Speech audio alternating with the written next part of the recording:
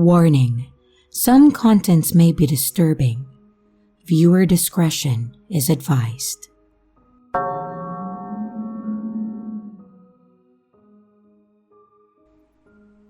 My dad's family has owned a funeral home and cemetery for many generations. The old office was so small that it is now used as a storage shed for our equipment, and a bigger and better office was built. It's a blessing in the sense that I will always have a job, but it's definitely not for everyone. I am not the type that gets scared or uncomfortable when it comes to death. In fact, being in this field has made me more responsible when it comes to end-of-life decisions. At 32, I can tell you that I already have my plans laid out, so there isn't a burden on my family if anything were to happen. I'm sure some of my friends think that I'm weird, but hey, life is short and you never know what will happen tomorrow. I also feel like I am more open-minded and in tune with those that have passed and the paranormal because of this. My mother has always helped out at the funeral home, but ghosts and spirits have never been her thing. Even dealing with death every day, she didn't believe any of it was real. I say this because I couldn't really talk to her about what I witnessed, but my father believed all of it. In fact, we joke about having some frequent ghosts in our facility or on the grounds and speak about them as if they were living customers right in front of us. I feel our place has become locally popular because of the paranormal activity alone. Because I am so connected to them, they really hold a place close to me like family, and I wanted to share a few that I will always remember. When I was younger, my parents still brought me to the funeral home so that they could watch me, but when there was a service going on, I was at my grandparents' or aunt and uncle's. I appreciate them wanting me to understand that this is a normal thing, but also didn't want me to see anything a child shouldn't. So, I often saw people coming and going to the funeral home, caskets and urns coming in, and sometimes other random items that families might request. One in particular that stood out to me when I was about 6 was a really gorgeous blue casket, but it was also very small. We all know what that means. As I saw my parents setting up the room, I noticed the decals they were putting on the casket, which were different superheroes. My mom had explained to me that it was for a little boy that really liked them, and his parents asked for his final resting place to look like his room. So they dressed it up just as they wanted before they brought him out for the services and before the family arrived to set up the rest, like personal gifts and pictures, and I was ushered off to my aunt's and things continued as normal. After a few days, I was back there, playing in the back room and watching a movie, when I noticed that my dolls were falling off the small desk that was in there. Thinking nothing of it, I just picked them up and put them back. This actually happened twice more, and at that age, I was just getting annoyed and yelled, "Stop it!" It didn't happen again after that, but my dad had walked in and asked what happened. I told him what was going on when he smiled and said, maybe we should ask nicely next time, and then he walked out, but left the door open that time. After a few minutes of getting back to my movie, I realized this, and I look over to the door. That's when I saw a young boy wearing a long blue cape just standing there. And not knowing what to do, I just said hi, but he continued to stand there. I tried talking to him more, but he would never respond. So, I got up and closed the door with him standing there.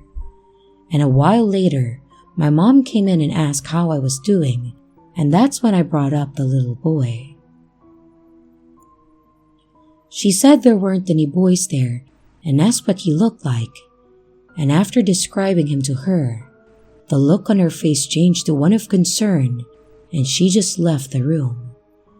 As I got older, I learned that my mom thought my dad told me about the little boy that was in the blue casket, or that I saw him because that was exactly what he looked like, down to the cape.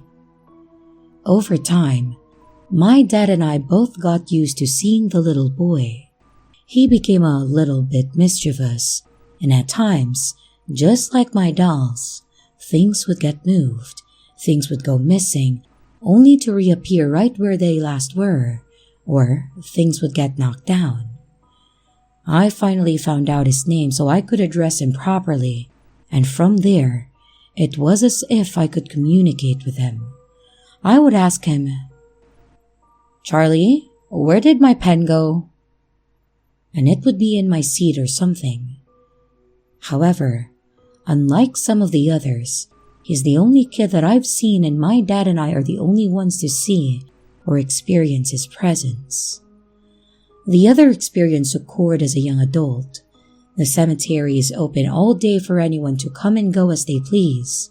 Some people go by themselves, or with another person, or where I've seen a whole group of people practically trying to have a party or celebration for their loved ones.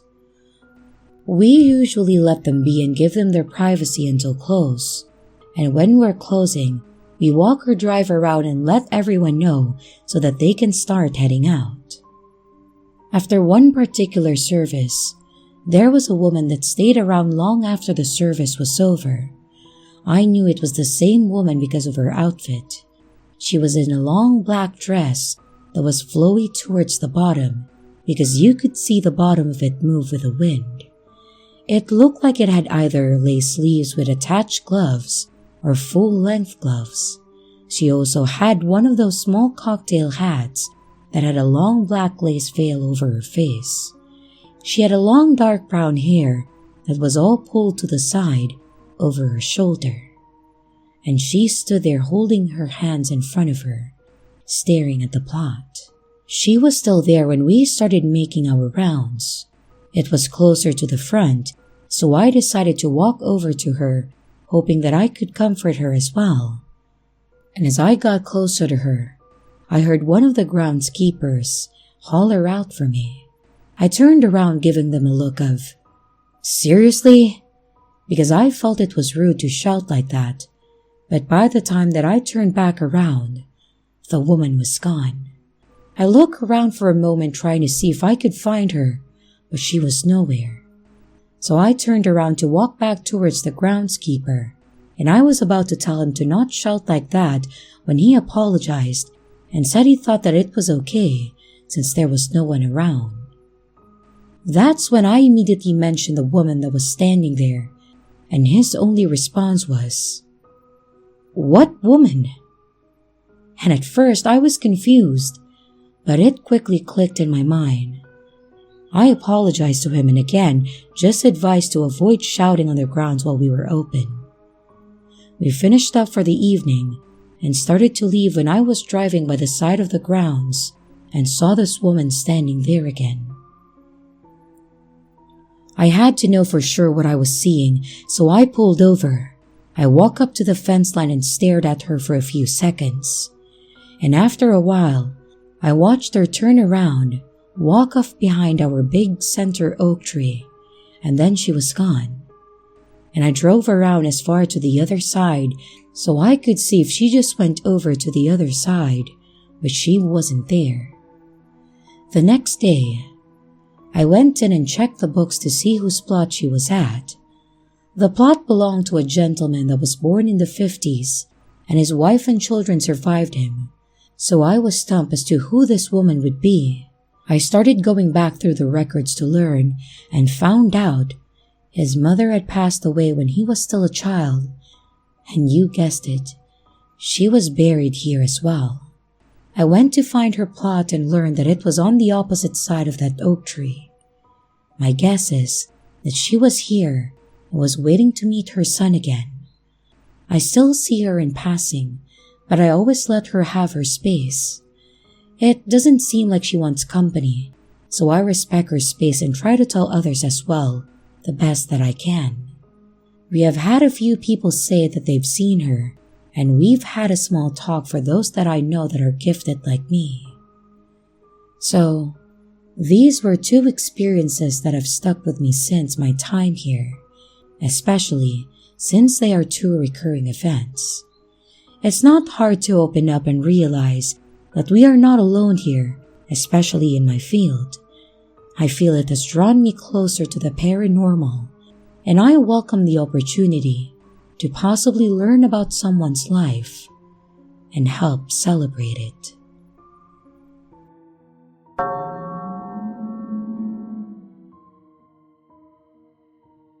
This story happened 3 years ago. I had just come back from a vacation outside of my city, and my bus dropped me off at the station at around 1:30 a.m. I got to the main road and started looking for a cab to head home, but there was no cab or person in sight. I was standing there for a good 5 to 8 minutes looking both sides of the road, trying to find down a cab, but was unsuccessful. When out of nowhere, to my left, I saw a girl in a white sari, which is a traditional dress for women of my country. She had not been there a moment before, and she was standing around 50 feet away underneath a lamppost. The fact that I had not seen her just moments before were rather ominous, but I told myself that in looking for a cab, I must have simply not noticed her. But my heart immediately started pounding when I looked the other way to look again for a cab and turned back the other way to hear her saying something to me, just feet from me now. She had made it to me in record time and in near silence. My heart was nearly pounding out of my chest in fear when she said, "Can you do me a favor?" I was shaking at this point. I took 2 steps back. It was almost 2 a.m., and this girl in a white sari just sort of materialized to me. She said that she needed to get home, that it was rather late, but would like someone to accompany her, and asked if I could do her this favor. It wasn't far from here. Just for context, at this hour, it's very uncommon to see women out alone at night, simply because it can be quite a dangerous place for a woman by herself at this hour. Knowing this, despite being afraid, I walked with her, fearing for her safety if I didn't. We walked. I didn't want to talk or make eye contact. I didn't even ask her where she was going. I just followed her, walking next to her but keeping a distance. She didn't say a word the entire time we traveled, which was eerie. After walking for maybe 15 minutes, we reached a steel gate. She made a happy face and said that she lived not too far from here and thanked me. She turned back around and started walking. I thought my job was done and began walking in the opposite direction to try and look for my cab again.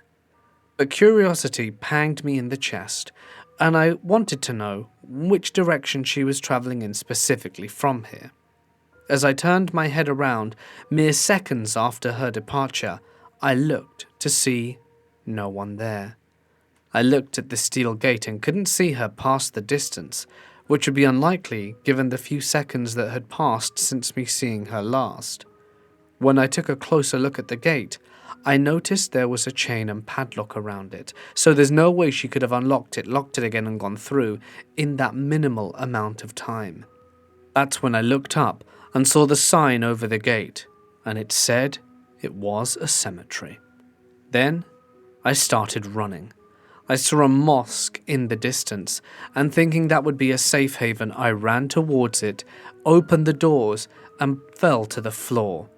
The imam or priest came to greet me with a baton, thinking I was a thief. When he saw me on the floor, he spoke to me and asked what happened, and I explained everything to him. He understood and told me the following story. 8 years ago, a girl was sexually assaulted and her life taken.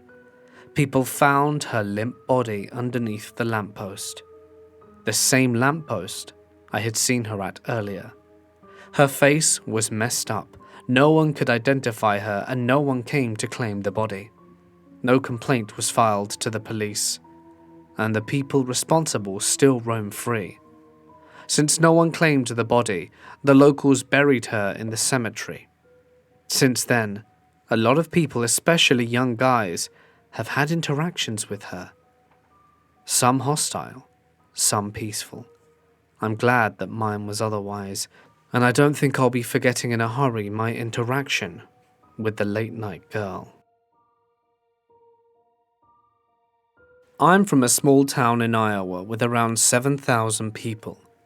When you grow up in a small town, you become really resourceful at finding fun things to do. You make the most of fun while you're having it. Urban legends are plentiful and always fun to hear. I don't live far from our capital city, and as I got older I started venturing into the city. I made a lot of friends and they loved hearing the stories of me growing up in such a small town and the fun things we did. They would beg me to take them to a cemetery about 40 minutes from our house. It's a place that I'd only been to a handful of times. I admit that in the daytime it's very innocuous. I know the area somewhat well, as I've hunted out there and been on quite a few late-night drives too, but by night it becomes very creepy. I will state this now, I'm not going into the supernatural if something creepy happens to look at me. I'll look for a logical explanation. If you tell me a haunting story, I'll roll my eyes, but there is no explanation for this one. So one evening, some friends from the city call me. They want to go to this cemetery and they want me to take them out there. I agree, so they make their way down to me and we all go around 8 p.m. This is in mid-fall, so it's somewhat dark at this time. We stand around having a few smokes and catching up with one another, and there are 5 of us, and around 9 p.m. we leave. Part of this trip is on a paved highway, but the rest is on limestone, gravel roads, and about 6, maybe 10 miles at most to the graveyard. We took my friend's new car at the time. It was a few months old and was a reddish-maroon Pontiac G6. If you've ever drove on a limestone gravel road, you'll know that your car will get covered in a fine white dust. We make it to the cemetery. The entrance is a large cast iron gate. So we go in, and I show them the headstone. It's a very large one from the early 20th century, and it has a very creepy saying on it. Something like, "Where you are now, I once was, and soon you will be where I am." Since reading it, I found out it's a pretty common thing on old headstones. My friends are in agreement. Yeah, that's really creepy. They ask if anything has ever happened to me out here. No, not really. My car once overheated by driving it, but that's about it. Now, this gravestone sets in the last rows facing west, and to the south, maybe 50 yards, are a whole row of children's small graves, just big enough to fit names on the stones that were quite small too. Well, urban legend says if you run between those graves, zigzagging through them, you will die. My friend starts trash-talking, telling me that's the dumbest thing he's ever heard of. He yells he's not afraid of any stupid dead babies. I said, I don't know, man. I always heard that whenever someone did it, they were dead a week later. He tells me I'm an idiot. He starts running through them and gets halfway and says he could care less about the supposed curse, but he doesn't complete the whole run and comes walking back. We joked with him and asked him if he's too scared to do it, and he says, "Yeah, I got creeped out halfway through." We went back to the entrance, had a few smokes, shot the breeze a minute, and I was ready to leave. I hadn't had dinner, and I was getting hungry. It was around 11 p.m, and we headed back to the town I live in. On the south side of town, there's a McDonald's. I pull in and we head in to have dinner. When we leave the car, it was under a street light, and the car was well lit. When we get to it, a friend noticed there were small handprints all over the car, no fewer than 20. They were the size of a 2-year-old's, but not all were the same size, but all were very small. They were on top of the trunk, on top of the roof. You could see them because they were outlined in the dust from the gravel road. I remember looking really close, and you could see fingerprints in the white dust, highlighting every crease, and it's the weirdest thing I'd ever seen. There's no explanation. If they were there before we went out, they would have been covered by the dust. We couldn't figure out how a kid could have gotten on top of this car, There are no kids around where the owner of the car lived, nothing.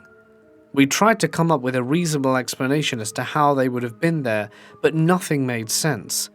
I told my friend that ran through the graves he better watch out. To this day, if you bring it up with him, he won't hear a word of it and will leave the room or get angry that you brought it up with him. And we're close to 20 years since that happened.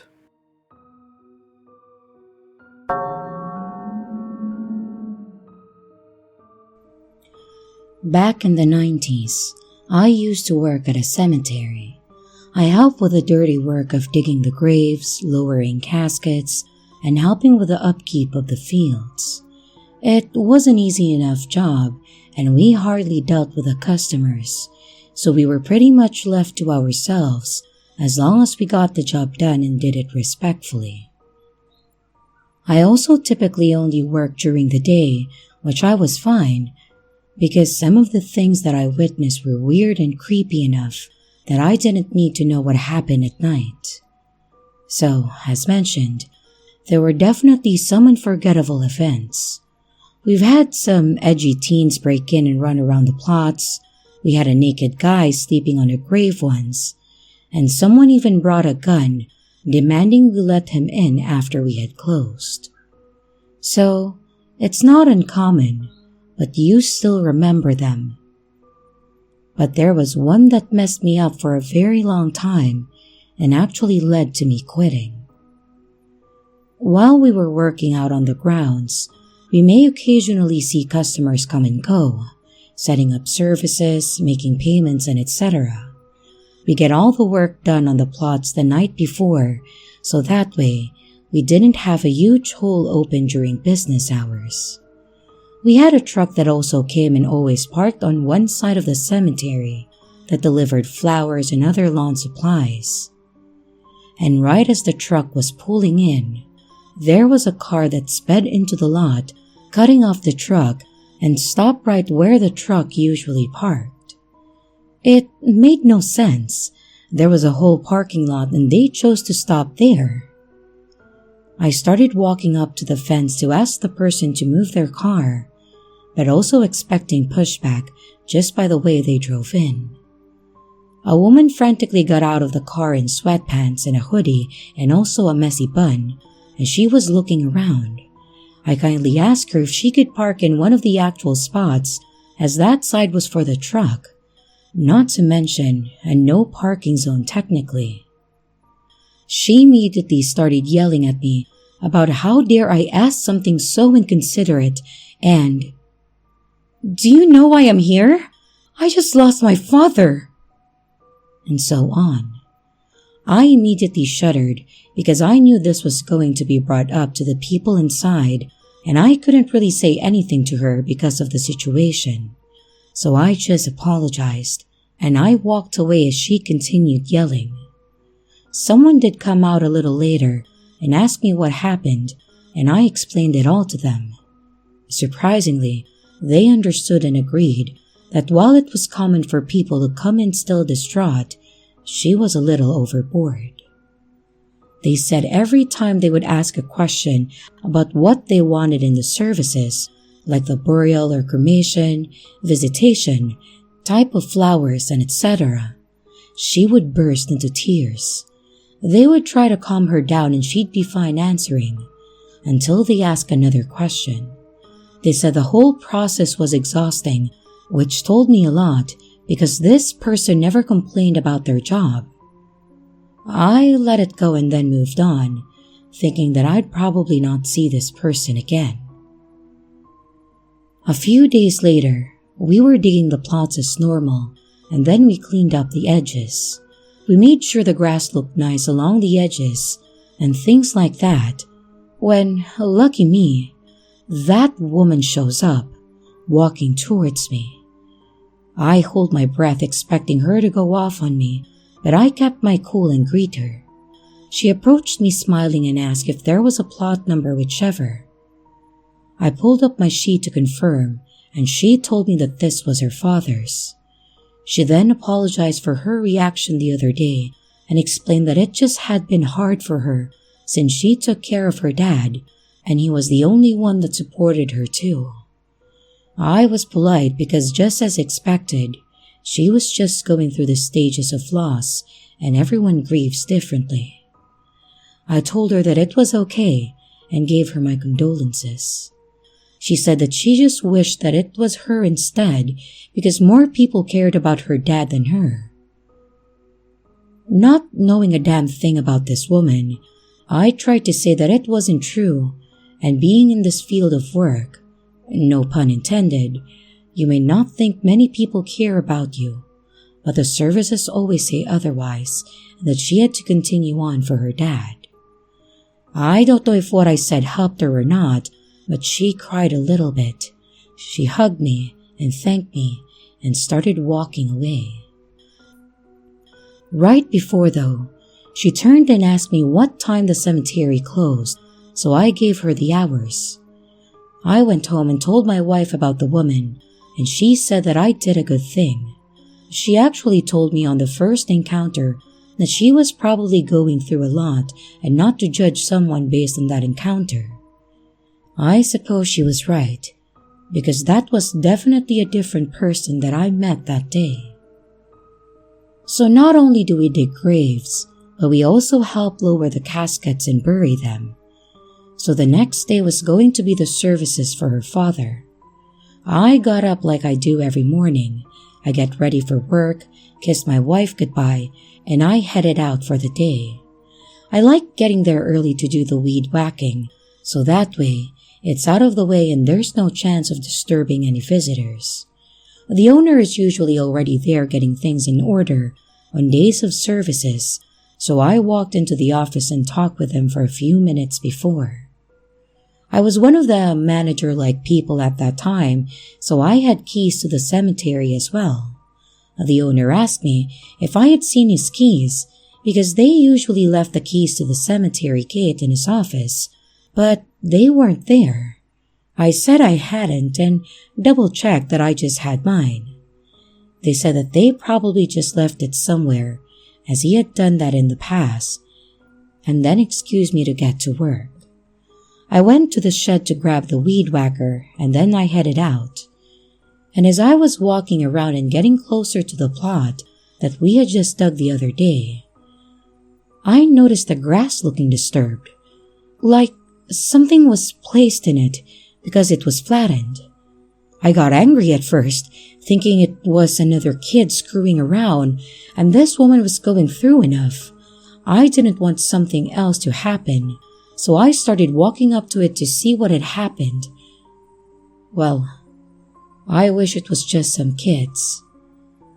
But I found the woman laying in the grave in a black dress and blood all over her wrist. Not knowing what to do, I immediately started yelling for the owner, and I jumped in the hole.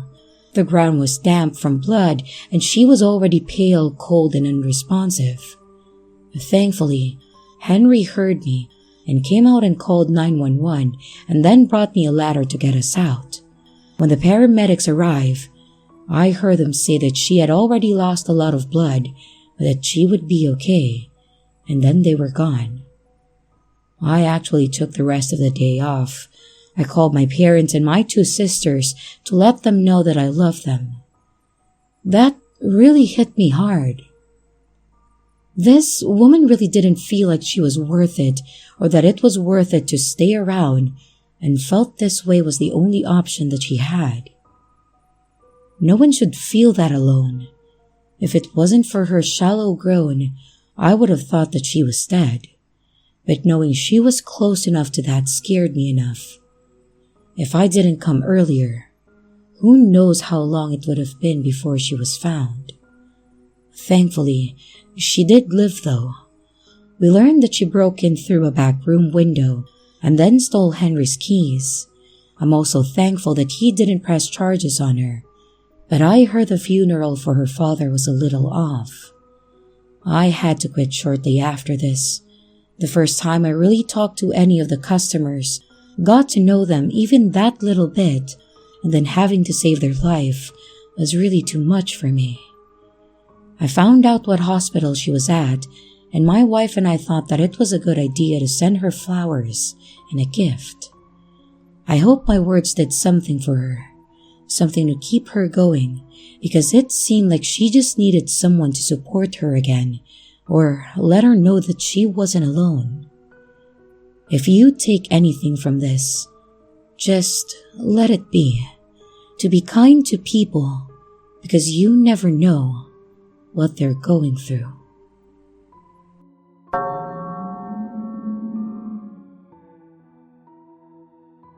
When I was 6, my babysitter was this nice middle-aged lady and her equally nice husband. My twin brother and I were always at their house in the summer and hung out with the couple's 2 grandkids, another boy and girl sibling set of similar ages. This was literally my happy place. This lady had the best movie collection for a 6-year-old. It's where I saw The Last Unicorn for the first time, as well as The Little Mermaid, The Great Mouse Detective, The First Land Before Time, and The Brave Little Toaster. And her husband was a phenomenal cook by a kid's standard. Every day was chicken nuggets and pizza day. They had kid-size 4-wheelers, a pool, a huge kids' playhouse, and a jungle gym set up in the backyard. And they put on the best 4th of July show in the county for years. 6-year-old me was the happiest girl on the freaking planet, and they were some of the wealthiest people in the area too. Neither of them worked, so I had no idea where their money came from, but I didn't care. One day midsummer, the 2 boys were being typical boys, and the little girl and I thought they were being mean. In reality, the boys wanted to play war or something, and the girls wanted to play weddings, or something similar.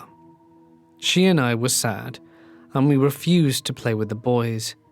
Instead, we decided to pick flowers that grew at the edge of the forest. We thought it was baby's breath, but it was really just poison hemlock. Seriously. Kids, right? So we're walking along the edge of this dense forest in the middle of banjo country in southern Ohio. This was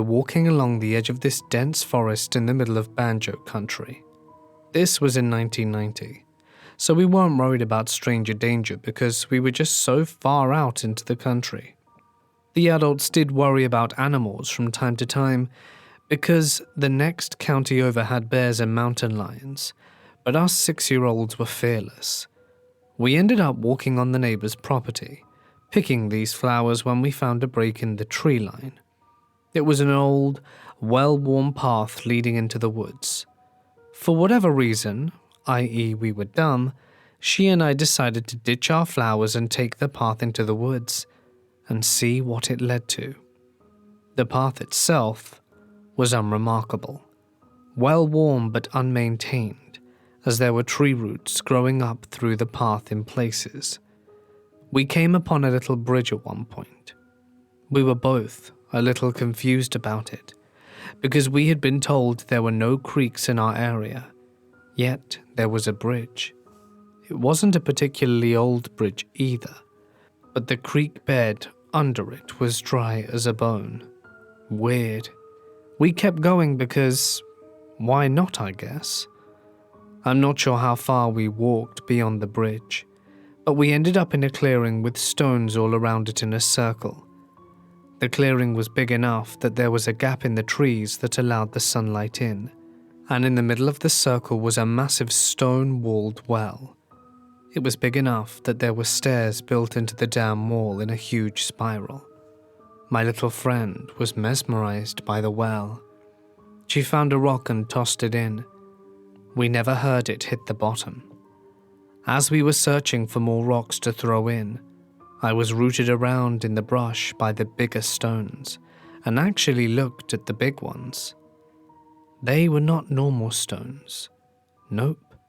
I was a smart cookie, already reading at 3rd grade level the summer before 1st grade, something that I loved to show off to anyone that would sit still for 3 seconds or more, so I could read the stupid stones.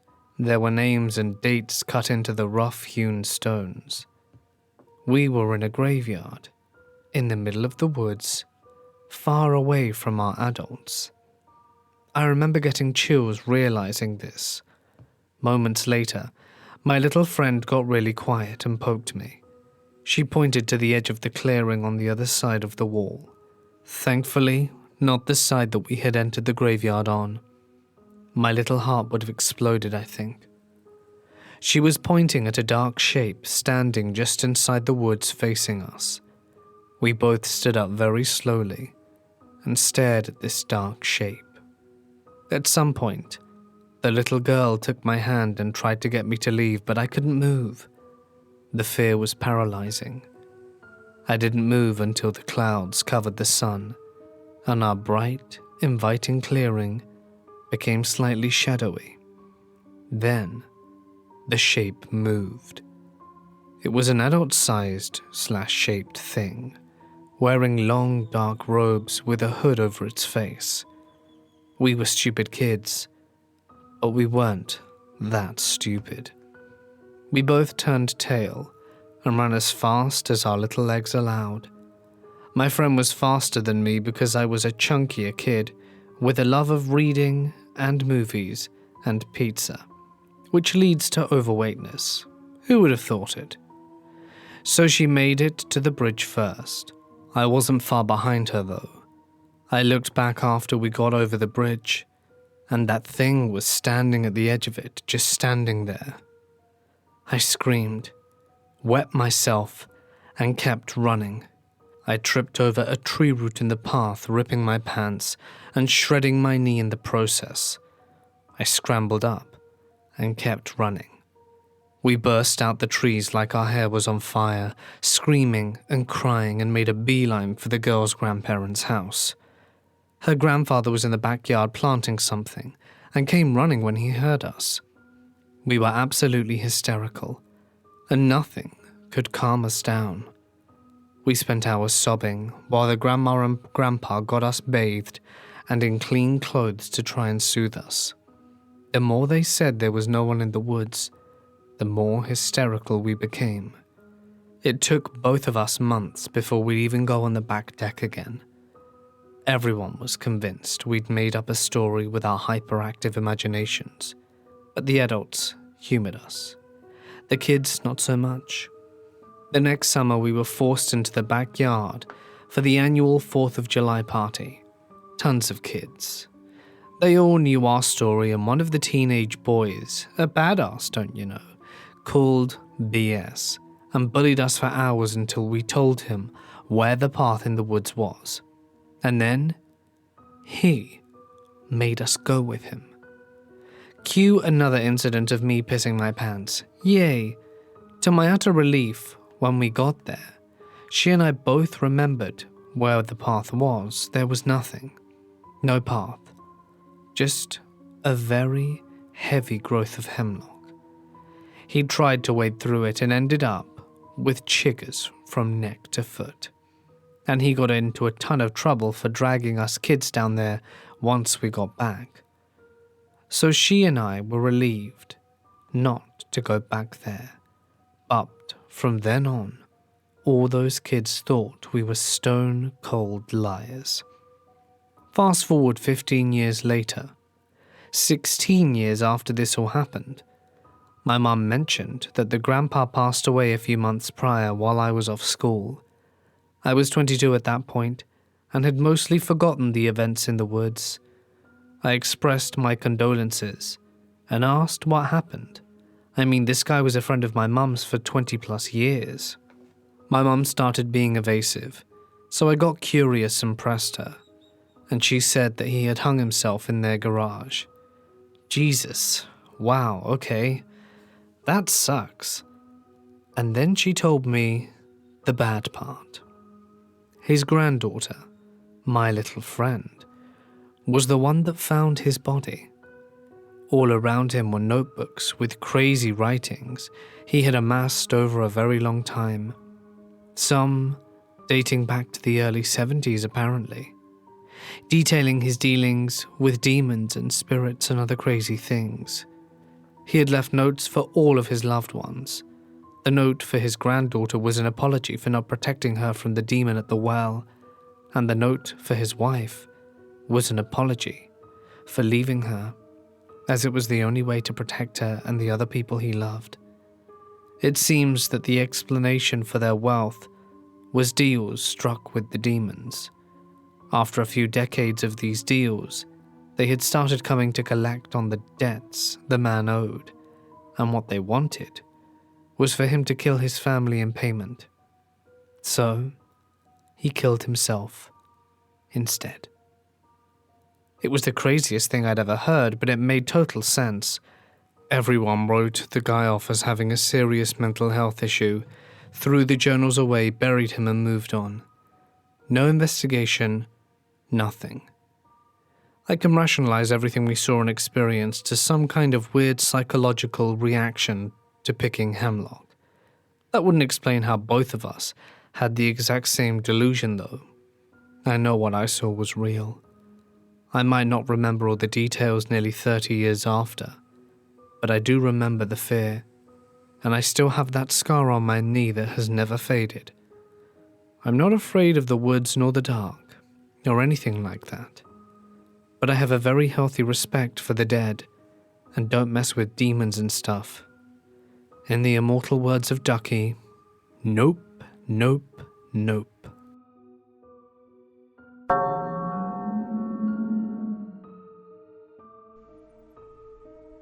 I used to do part-time work for my dad at a cemetery at about 15 years ago. He helped maintain the grounds by keeping the lawn mowed, flowers watered, and picked up left behind trash. After they had a service or around major holidays, he asked me to help out, as more people meant more trash and things to pick up. Not to be disrespectful, but some of the stuff people left behind, stuff that couldn't stay, like open food and drinks, or just their trash tissues, wrappers, and things like that. And those people prefer coming back to see that their loved one's resting place is being respected, so that's where we come in. It's typically the same thing each time. I'd walk around, pick up, adjust, look at the headstones, occasionally explain to someone where or how to find specific plots. I also typically work during the day, so I didn't run into any creepy or paranormal experiences, which made the job even easier. Now, this one time though, I had to help my dad zone an area out for a family of 3, a husband and wife and their child that were going to be buried. We had the area already, but it was further in the back, which was usually used by people of higher class, local celebrities, and I suppose things like that, so that families can have more privacy. At that time, I didn't pay too much attention to the news, but I did remember hearing how a family had been killed in their home in an apparent robbery. From the small things I could pick up from my dad, this was the same family. So we had to get it all plotted out, make sure the trees were trimmed, the surrounding area cleared for the services, and etc. It was really an all-day thing. Now on the days of service, there's no work being done on the grounds. My dad was usually in the back fixing things inside, doing paperwork, making calls, and etc.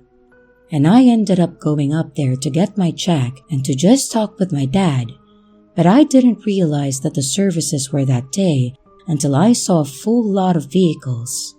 So I entered in the back to not interrupt anything. I talked with my dad for a while, but he seemed like his mind was elsewhere. Like he seemed distracted, so I asked him about it. He said that the funeral almost seemed like something out of a movie because they had a few cars that were far behind the rest of the group, and one man that got out of the vehicle had several other men surrounding him, like bodyguards. I didn't quite understand the concern over it and just tried to reason with them that they were probably important people.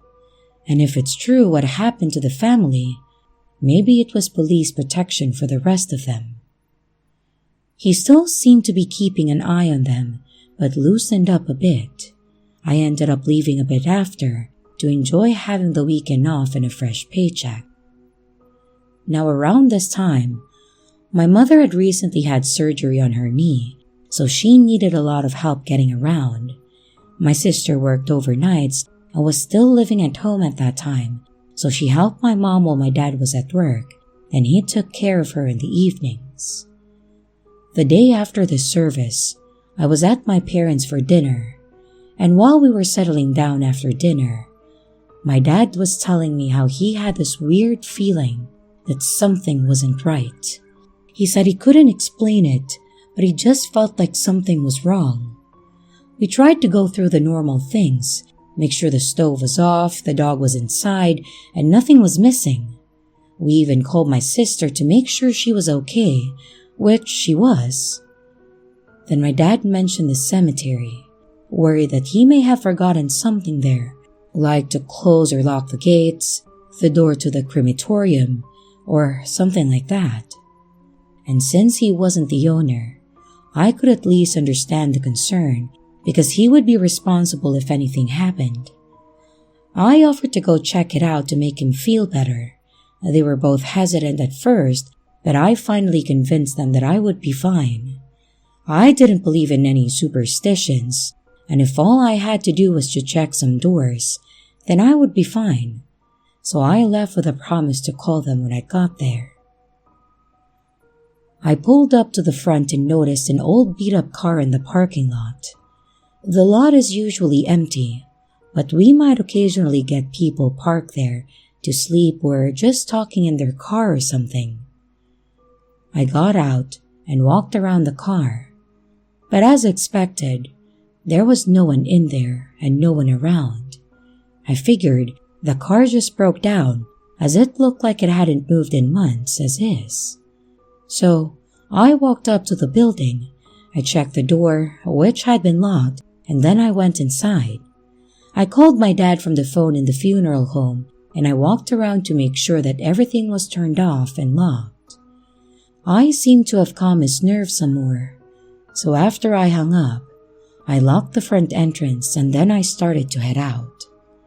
As I was walking back though, I noticed the gates to the grounds were partially open. There was usually this chain-like lock that went around it so no one could get in.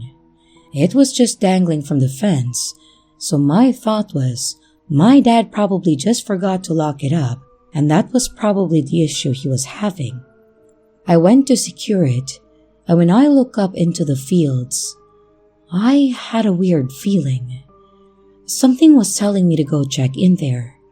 I got annoyed with myself after convincing my dad that nothing was wrong, but something was really bugging me to check it out. So I skipped grabbing the golf cart and thought that I would do a quick walk through the grounds. Everything was looking fine until I kept walking towards the back. When I got there were 2 shovels sitting next to that family that was just buried, and even worse, they had been messed with. There was a pile of dirt on the side and they had knocked over one of the headstones. And as I went to turn around to go call someone, I was then knocked out cold. When I finally started to come back, I noticed that it was still dark and I was laying in the grass and my head was pounding. That's when I started hearing the familiar sounds of dirt being shoveled. I tried to turn around to check the sound when I felt something cold at the back of my head. I will never forget that sound. I just threw my hands up and stopped moving otherwise. I don't even remember what I said to them, but probably something pathetic and pleading. It felt like I was like this for hours though. I just remember there was at least 3 people, and they weren't speaking English, but I have no idea what language it was. And after a while, I was told to lie face down and count to 100. I know I didn't get far when I was knocked out again.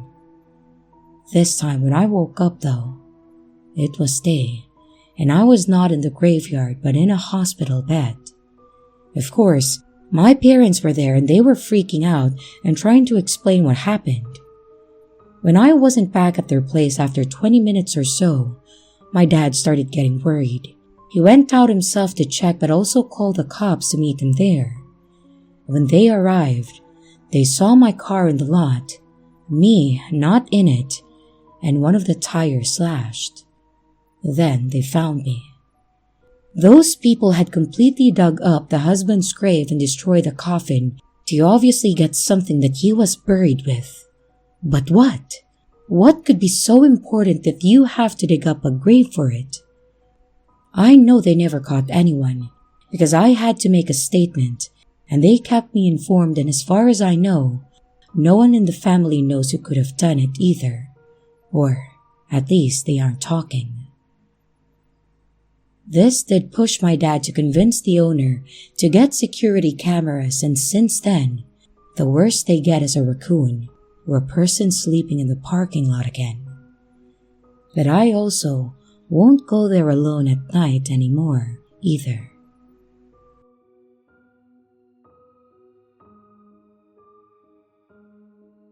And here's the riddle for this video.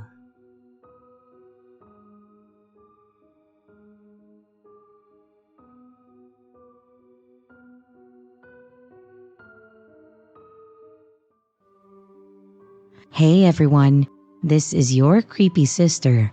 Thank you so much for watching the video. I do hope you enjoyed it. Also, don't forget to leave a like and a comment. It really helps the channel out.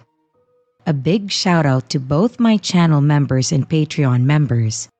Thank you so much for taking your support to the next level. You guys are great. And again, to everyone, stay scared because your fear feeds me.